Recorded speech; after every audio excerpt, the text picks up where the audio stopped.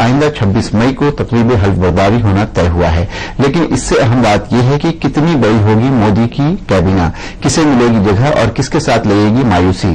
ताहम एक बात साफ है कि सबकी नजर रहेगी नरेंद्र मोदी कैबिना में मुस्लिम वज़रा पर। पेश है एक रिपोर्ट। बीजेपी की तारीख में पार्टी की सबसे बड़ी जीत में अहम किरदार निभाने वाले नरेंद्र मोदी को इंतजार है तो बस हलफ उठाने का। इसके साथ ही शुरू हो जाएंगी आवाम की वो उम्मीदें जिनके नाम पर लोगों ने उन्हें वोट दी है। और बीजेपी अपने बलबूते पहली मर्तबा अक्सरियत हासिल करने में कामयाब हुई है। इंतखाबात के नताइज तो 16 मई को ही सामने आ गए थे, लेकिन हलफ लेने की तारीख तय हुई 26 मई। 10 दिनों के इंतजार की वजह सियासी है या मजहबी, ये तो काबीना की तश्कील के बाद ही पता चल सकेगा। लेकिन तारीख का ऐलान करते हुए नरेंद्र मोदी के चेहरे पर कामयाबी की झलक साफ नजर आ रही थी। मुझे राष्ट्रपति जी को कॉल ऑन करने के लिए आया था।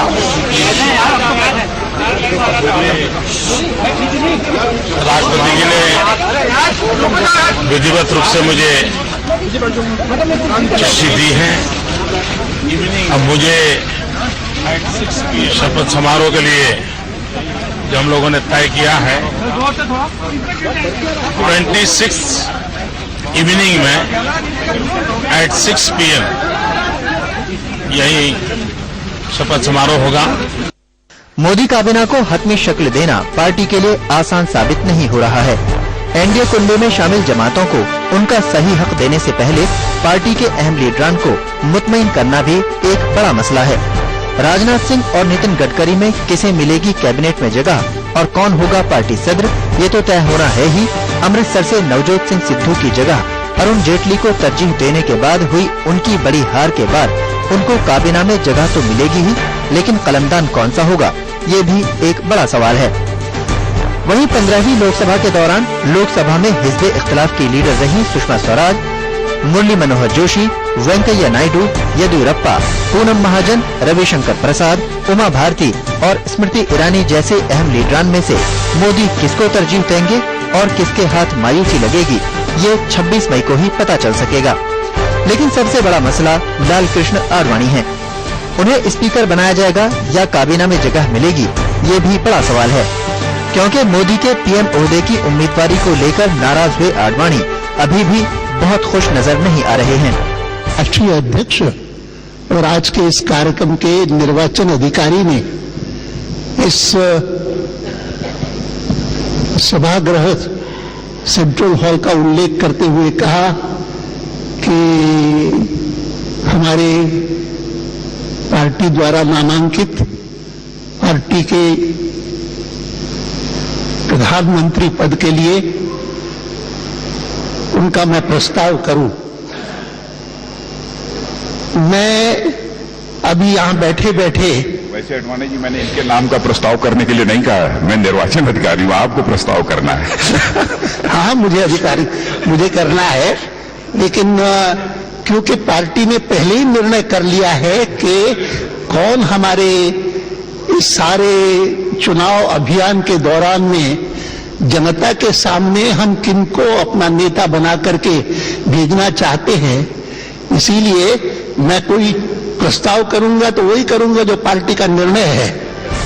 मोदी काबीना पे सबकी नजर इस बात पर भी टिकी है कि उसमें कितने मुसलमानों को जगह मिलेगी, क्योंकि कई रियासतों में इख्तिदार पर काबिज बीजेपी ने अपनी काबीना में मुस्लिम वुज़रा की फॉर्मेलिटी ही निभाई है।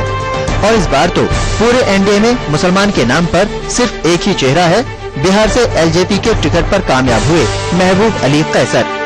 हालांकि इसके अलावा पार्टी के राज्यसभा के एमपी मुख्तार अब्बास नकवी का नाम भी काबीना में तय माना जा रहा है। वहीं नज़मा हेपतुल्लाह भी काफी सुर्खियों में है। लेकिन भागलपुर से हार का सामना करने वाले साबिक मरकजी वजीर शाहनवाज हुसैन के नाम पर भी तजब्जुब बना हुआ है। इस सब के बावजूद एलजेपी के महबूब अली कैसर को नजरअंदाज करना एनडीए के लिए आसान नहीं होगा। लॉजिकली जो होना चाहिए वो अगर हो जाए तो अच्छी बात है, न हो तो हमारे लीडर ने कहा है कि किसी को कोई मंत्री पद का लालच नहीं और भी सेल्फिशनेस से उठ करके सारे लोग काम करेंगे। तो जो भी रोल दिया जाएगा उसमें एनडीए में अब हम लोग हैं तो एनडीए के लिए काम करेंगे और ये प्रेरोगेटिव हमारे प्रधानमंत्री जी का होगा, किसको मंत्री बनाना चाहते हैं ये हमारे पार्टी के लीडर हैं उनका होगा। आखिरी तस्वीर तो 26 मई को ही सामने आएगी, लेकिन बीजेपी लीडरान की जानिब से वजारत के लिए कोशिशों का दौर जारी है, जबकि एनडीए कुनबे में से किसकी हिमायत बाहर से होगी और कौन होगा काबीना में शरीक, ये भी साफ होना बाकी है। आरएसएस ने तो खुद को इन मामलात से अलग करने का दावा किया है। अब देखना ये है कि मोदी काबीना में ज्यादातर आरएसएस के चेहरे दिखाई देंगे या बीजेपी इत्तेहाद के। आलमी समय के लिए ब्यूरो रिपोर्ट के साथ मासूम सिद्दीकी की रिपोर्ट।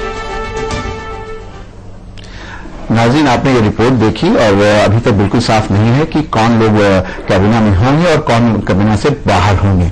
शहनवाज हुसैन के नाम पे सस्पेंड बना हुआ है, उनसे कल भी हम लोगों की बातचीत हुई थी, उनको भी पता नहीं है कि उनके साथ क्या होगा। दूसरे नाम, इसमें एक अहम नाम MJ अकबर साहब का भी आ रहा है, शायद उनको भी कैबिना में जगह मिल जाए। लेकिन उससे पहले गुफ्तगू की शुरुआत करते हैं इस बात से कि इस पूरे इंतखाबात में जिस तरह के नतीजे आए उसमें किसने क्या खोया क्या पाया, और खासकर अक़लियतों के हवाले से बात करें तो उसकी इस कैबिना फॉर्मेशन में जो सूरत हाल है आपके सामने है। लेकिन इस पूरे इलेक्शन प्रोसेस में मुसलमानों ने क्या खोया क्या पाया, आइए बातचीत की शुरुआत करते हैं। हमारे साथ सीनियर सियासतदान वेलफेयर पार्टी के मौजूद हैं, उनसे बात करते हैं इलियासी साहब से कि क्या सूरत हाल है और किस तरह से इस पूरे इलेक्शन को, उसके नतीजे को वो देखते हैं। देखिए, मैं समझता हूं कि बीजेपी ने जो स्ट्रेटजी बनाई थी इस इलेक्शन में वो बहुत कामयाब रही है। पहली बात तो ये थी कि एक अरसे से ये महसूस हो रहा था कि मुल्क के सामने कोई लीडर नहीं है, कोई टावरिंग पर्सनैलिटी नहीं है, और हिंदुस्तान का मिजाज भी ये है कि हम हीरो वर्शिप के आदी हैं, तो एक बड़े ऐसे टावरिंग पर्सनैलिटी को लाकर खड़ा किया गया। और देखिए पूरा इलेक्शन आप मानते हैं कि नरेंद्र मोदी कहीं ना कहीं टावरिंग पर्सनैलिटी है? नहीं, प्रोजेक्ट किया गया है, बनाया गया है, एक लंबे अरसे से कोशिश हो रही थी और उस कोशिश को उन्होंने सामने रखा। दूसरी बात है कि ये जो बात कही गई कि अब की बार मोदी सरकार, जाहिर बात है कि इसका मतलब साफ था कि वो न तो नजरियात पे लड़ रहे हैं, न वो पार्टी की उपलब्धियों पे लड़ रहे हैं, बल्कि एक आदमी को प्रोजेक्ट करके ला रहे हैं। एक बात तो ये थी। दूसरी बात ये, देखिए, मेरा ख्याल ये कि इन्होंने सबसे ज्यादा टारगेट किया था कांग्रेस पार्टी को। रूलिंग पार्टी थी कांग्रेस पार्टी। कांग्रेस पार्टी में स्कैंडल्स हुए थे, ऐसा नहीं कि स्कैंडल एनडीए में नहीं हुए थे, लेकिन कांग्रेस पार्टी के अंदर स्कैंडल्स हो रहे थे। और अफसोस की बात यह कि कांग्रेस पार्टी इतनी डिफेंसिव हो गई थी कि उसने पहले ही हार मान ली थी, और यानी कांग्रेस पार्टी ने 10 साल में जो अचीवमेंट किए थे उनको भी बना नहीं सकी, उनको भी पेश नहीं कर सकी मुल्क के सामने।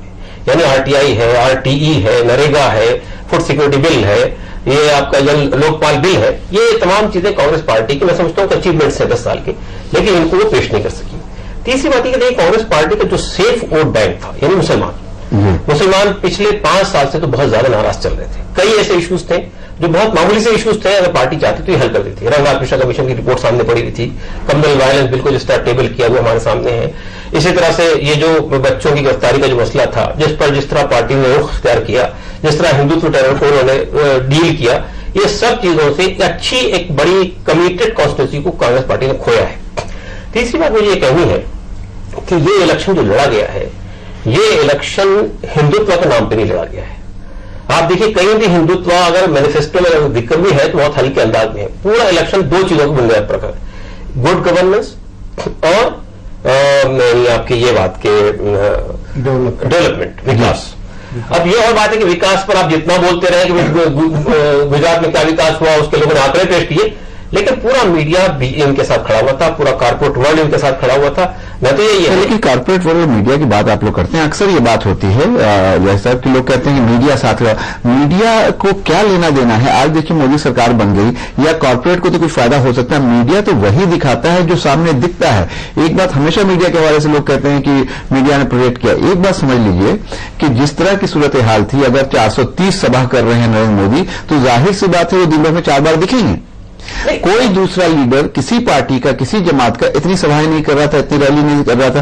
तो मीडिया की ना चाहते हुए, मैं बहुत वजाहत के साथ कह रहा हूं कि मीडिया के हमारे जो दोस्त हैं, लोगों की उन्होंने से ही बातचीत होती थी कि ना चाहते हुए भी आपको दिखाना है। अगर मोदी एक दिन में सीतामढ़ी में है और उसके 1 घंटे के बाद वो वाराणसी में है, फिर वहां से वो अगर फैजाबाद आ गए, तो आप क्या कीजिएगा? इससे मुझे इत्तेफाक है कि जिस तरह एग्रेसिव अंदाज में पूरी कैंपेन चलाई गई थी, मीडिया का कोई ऑप्शन नहीं था। लेकिन खुद मीडिया पे जो फंडिंग जो खर्च किया गया है मीडिया में प्रोजेक्शन के लिए, एडवर्टाइजमेंट के लिए, और जो पेड न्यूज को जो आमद लग रहे हैं वो भी बेबुनियाद नहीं है। तो मैं ये कहना चाहता हूं कि जाहिर पूरी एग्रेसिव प्लानिंग थी, पूरी एग्रेसिव स्ट्रेटजी थी, उसका इन्होंने इस्तेमाल किया। अब एक बात और मुझे ये कहनी है इसमें कि मेरा मानना यह है कि ये जो इलेक्शन लड़ा गया है, इसके जो परिणाम सामने आए हैं उसमें ये जो बात कही गई थी कि पूरे मुल्क में मोदी वेव है, ये इलेक्शन के नतीजे से ऐसी बात नजर नहीं आती है। टोटल वोट का 31% वोट बीजेपी को मिला है, यानी 16। आपने चलिए अपनी बात कही, लेकिन आपको ये याद दिलाया कि जमहूरियत में तौलते नहीं हैं, सपोर्ट को गिनते हैं, और गिनती ये है कि 335 लोग उनके साथ हैं और अब तक की सबसे मजबूत सरकार उनके पास है। इलियासी साहब, बात करते हैं अजय साहब से। अजय साहब, आप ये बताइए, आपने सहाफी के तौर पर सारा कुछ देखा है, ये कह रहे हैं कि ये जो इलेक्शन लड़ा गया था वो डेवलपमेंट के प्लान पर लड़ा गया था। क्या आपको लगता है कि डेवलपमेंट ही एक मुद्दा था, या डेवलपमेंट के पीछे किसी तरह का एक अंडरटोन भी था जिसको उनके वोटर समझ पाए और दूसरे नहीं? नहीं, इसमें देखिए 2-3 चीजें बड़ी स्पष्ट तौर पे हैं। अगर हम पूरे चुनाव के परिदृश्य को देखें जिसकी चर्चा इन्होंने कह रहे थे, अगर opposition for the sake of opposition कहीं पूरे चुनाव में था ही नहीं। जी, कांग्रेस और जो दूसरी पार्टियां हैं उनकी अपनी तैयारियों में कमी थी। अब ये जो कह रहे हैं कि मीडिया पे इतना खर्च हुआ, लोकतंत्र है, दूसरी पार्टियों को भी खर्च करना चाहिए था, वो एक अलग डिबेट का विषय हो सकता है कि ये चुनाव खर्च ज्यादा होना चाहिए, नहीं होना चाहिए, लेकिन अभी तो कानून इजाजत देता है, उस कानून के तहत वो कैंपेन कर रहे थे। 2 चीजें बड़ी स्पष्ट थी इस चुनाव में, 2 अंडरटोन जो थे कि जनता कांग्रेस से बेजार थी, हद से ज्यादा नाराज थी और वो परिवर्तन देख रही थी। दिल्ली के विधानसभा चुनाव में जनता ने वो संदेश भी दिया था। तो आपको लगता है कि कांग्रेस इस संदेश को पहुंचने में नाकाम रही? बिल्कुल नाकामयाब रही, और यही कांग्रेस के फेल्योर की सबसे भी बड़ी वजह है। और मैं आपको बता दूं, आज भी कांग्रेस नहीं बदली है। आप देखिए कि जो उनकी मीटिंग होती है CWC में, जिसमें वो कहते हैं कि हम चर्चा करेंगे कि हमारे फेल्योर के क्या कारण रहे, एक तो total disconnect with the people. देखिए, मैं किसी व्यक्ति का नाम ना लूं, लेकिन कांग्रेस में ऐसी परिपाटी थी कि लोग अपनी बात गांव से, कस्बों से, गलियों से आकर दिल्ली में कह देते थे। अब जो माहौल है कि 12 जनपद में साफ ही नहीं जा सकते, आम आदमी की बात क्या है। 2 जो मुख्य कांग्रेस के कर्ता धर्ता हैं, माननीय सोनिया गांधी जी और राहुल गांधी जी, उन तक तो पहुंच दूर ही है। उनके जो सिपा सलाहकार है वो अभी बंद गैरेज में रहते हैं। तो आप ये जो total disconnect with the people, आप देखिए उत्तर प्रदेश से सारे के सारे मंत्री हार गए, एक मंत्री चुनाव जीत करके नहीं आया। तो आखिर जो ये मंत्री पद दिया गया था आपको उत्तर प्रदेश से, आप क्या कर रहे थे? पिछली बार आपने 22 सीटें जीती थी। तो ये जो एक अंदाज था कंफर्ट जोन में, यहां एसी कमरे में बैठ करके जनता से टोटल डिस्कनेक्ट होकर के चुनाव लड़ने का अंदाज, सरकार चलाने का अंदाज। अभी बात कर रहे थे कि कॉर्पोरेट का सपोर्ट। अरे भैया, कॉर्पोरेट क्या करेगा? आप कोई पॉलिसी डिसीजन नहीं ले रहे, आप सही या गलत पॉलिसी एनालिसिस की सिचुएशन थी। कॉर्पोरेट तो सांसें नहीं ले पा रहा है, आपके पास रोजगार नहीं है, आपके पास नीतियां नहीं है। एक पूंजीपति बाजार में आता है, अपनी पूंजी का रिस्क लेता है, बैंक से लोन आता है। समझ गए, फिर आपके पास वापस आएंगे। मैं जो एक बात कह रहा हूं, जो फेल्योर की इनकी मीटिंग हुई, आप मजाक देखिए, वो मीटिंग शुरू हुई और शुरू होने से पहले एक इमोशनल भाषण होता है और सोनिया गांधी और राहुल गांधी कहते हैं कि हम हार की जिम्मेवारी लेते हैं और हम रिजाइन कर देंगे। वहां से वो मीटिंग पूरी की पूरी तब्दील हो जाती है उनको मनाने में 2.5 घंटा कि आप रिजाइन मत कीजिए। और इसमें जो सबसे कमाल होता है कि जो दूसरे लोग हार के लिए जिम्मेवार थे वो बच जाते हैं, और फिर कहानी वही हो जाती है। अब किसी और का इस्तीफा मांगा ही नहीं जाता।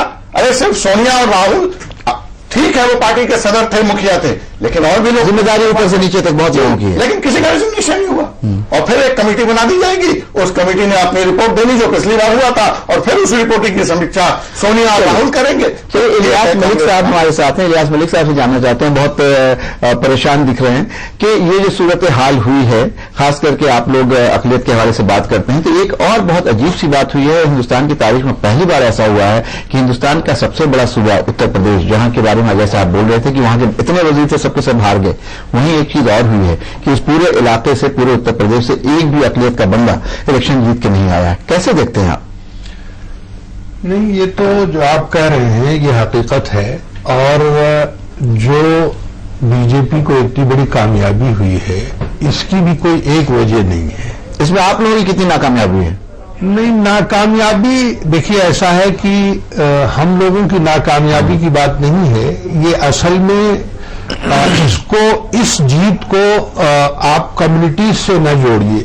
इस वक्त इसलिए कि अब आपसे सीधा एक सवाल मेरा है कि क्या आज भी हम लोग अपनी खुद एहतसाबी से बचते रहेंगे? नहीं, बिल्कुल नहीं। क्या आपको ये नहीं लगता है कि ये अपील, ये फतवे, ये सारी चीजें हमारे खिलाफ मैं नहीं? ये बात आपसे खुद कहना चाह रहा था कि ये जो अपीलें और ये जो बयानात जारी किए गए उसके फायदे नहीं हुए बल्कि उसके नुकसानात हुए हैं। और मैं ये समझता हूं कि बिल्कुल इसका तमाम मुस्लिम लीडरान और तंजीमों को मुहासबा करना चाहिए, जिस तरह अभी पार्टीज की बात हो रही थी, क्योंकि इस इलेक्शन ने कहीं ना कहीं सियासी पार्टीज को जी और मुस्लिम तंजीमों और लीडरान को भी इस पर इस वक्त आमादा किया है कि वो गौर करें और वो मुहासबा करें कि गलतियां कहां हुई हैं, क्योंकि गलतियां और चूक सबसे हुई है, ये आप समझ लीजिए, क्योंकि बगैर गलती के इतने हार नहीं होती। और जहां तक आप बात कर रहे हैं फतवे का और जहां तक आप बात कर रहे हैं अपीलों का, असल में सिर्फ अखबारों में अपीलों से कोई काम नहीं होता। जब इस चीज ने एक चीज और साबित कर दी कि वो जो पार्टी वो जो लीडरान हैं उनकी पकड़ अब ग्राउंड पर उतनी मजबूत नहीं रह गई जितनी होनी चाहिए। मुझे तो इस पर एतराज है कि इनकी कोई पकड़ रही थी। हाँ, यही वजह है कि ये हार हुई। अगर पकड़ होती तो ये हालत नहीं होती। इस मुगालते में पूरे कौम को रखा इन्होंने कि उनकी बड़ी पकड़ है, और सियासी जमातों ने इन लोगों को उसी तरह से इस्तेमाल किया कि भाई इनकी पकड़ है, इनको अगर अपने साथ जोड़ लेते हैं चाहे जो भी हो तो मुसलमानों का या दूसरी बिरादरी का वोट मिल जाएगा। लेकिन ये भी ये जो मिथ था वो भी इस बार बहुत अच्छा हुआ। मैं समझता हूं साबित हो गई। माहिर इक्तिसादियात हैं और इनकी एक अलग सोच, एक अलग नजरिया है। कैसे देखते हैं आप पूरे इस वाकये को? जो और हमारे जो को पैनलिस्ट हैं उन लोगों ने जो बात कही वो ठीक कही, इससे कोई बहुत ज्यादा मेरा कोई डिसएग्रीमेंट नहीं है। लेकिन मैं इसको बिल्कुल एक दूसरी तरह से देखने की कोशिश कर रहा हूं। मैं ये देख रहा हूं, पहली बात तो यह है कि इतना हाय तौबा मचाना कि साहब हम तो लुट गए, हम तो मर गए, हमारा तो बिल्कुल वजूद अब खत्म होने जा रहा है। मेरी समझ से ये अप्रोच जो है ये कुछ बड़ी ही नहीं, बहुत मायूसी नहीं होगी। ये इस तरह की चीज नहीं। देखिए, हिंदुस्तान एक जमहूरी मुल्क और जमहूरियत में आप बिल्कुल इस बात का दावा नहीं कर सकते या इस बात को आप एश्योर नहीं कर सकते कि कोई एक पर्टिकुलर पार्टी जो है वो सिर्फ हमेशा वही हुकूमत करती रहेगी। जमहूरियत है, आज ये पार्टी आएगी, कल वो पार्टी आएगी और हमें उनके सबके साथ रहना। एक पार्टी आई है, उस पार्टी मुनीर साहब को यहाँ पर रोकना पड़ेगा, वक्त हो गया ब्रेक का। ब्रेक पे से लौटेंगे तो मुनीर साहब के पास चलेंगे और ये बहुत वजाहत के साथ कह रहे हैं जमहूरी निजाम में कोई एक पार्टी हमेशा हुकूमत करती है, ये कोई जरूरी नहीं है। एक नई पार्टी आई है, उसका खैर मकदम करना चाहिए और ये एक जमहूरी प्रोसेस है। इसी बात पर वापस लौटेंगे ब्रेक के बाद। लेते हैं एक ब्रेक।